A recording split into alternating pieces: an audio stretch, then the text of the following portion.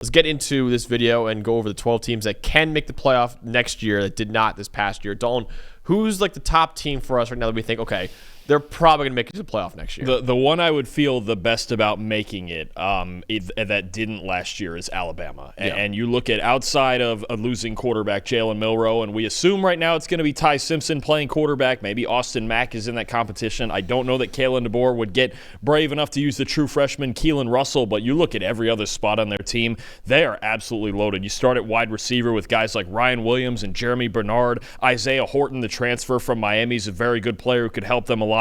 Their offensive line is bringing back 3 very good starters. And this defense, I'm going to tell you something, with what they have coming back and certain guys in a similar manner to what we saw, I believe, who was it last year that brought back a ton of defensive players? Or even this year we've talked about Clemson doing the same. Yeah.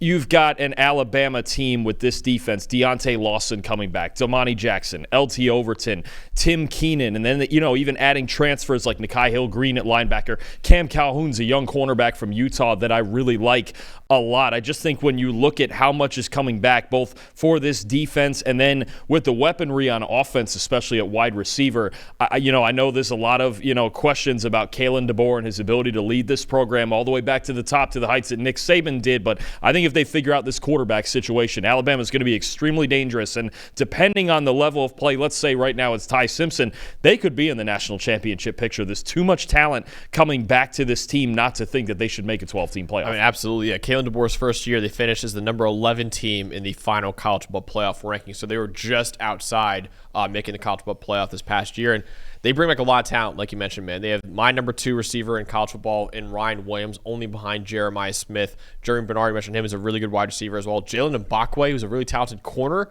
now a wide receiver for Alabama. He switched positions this offseason. Caden Proctor, one of the best offensive tackles in the country, might be a top 10 pick at tackle if he develops. Parker Brailsford, one of the best centers in the country. He's back for another year. Jaden Roberts, one of the best guards in the country. He's back for another year. Both those guys were in the top 10 of my top interior offensive linemen in college football. You mentioned it, man. You got LT Overton, my number 5 edge in America. Tim Keenan, my number 3 D tackle in America. Deontay Lawson is going to be one of the best linebackers in the country. Bray Hubbard, one of the best safeties in the country.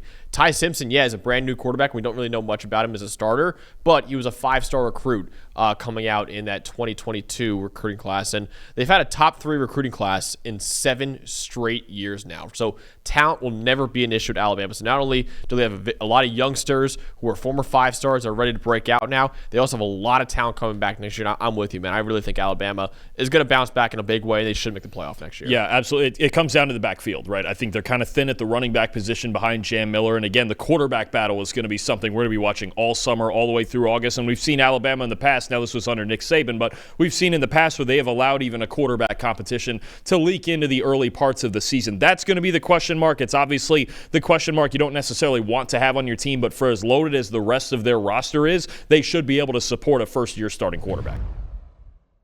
Hey, thanks for watching another episode of the PFF College Football Show. Please make sure you guys subscribe to the channel. Also, subscribe to PFF Plus at subscribe.pff.com for all of the same data and grades that we use in our show, plus fantasy tools, betting tools, and our mock draft simulator.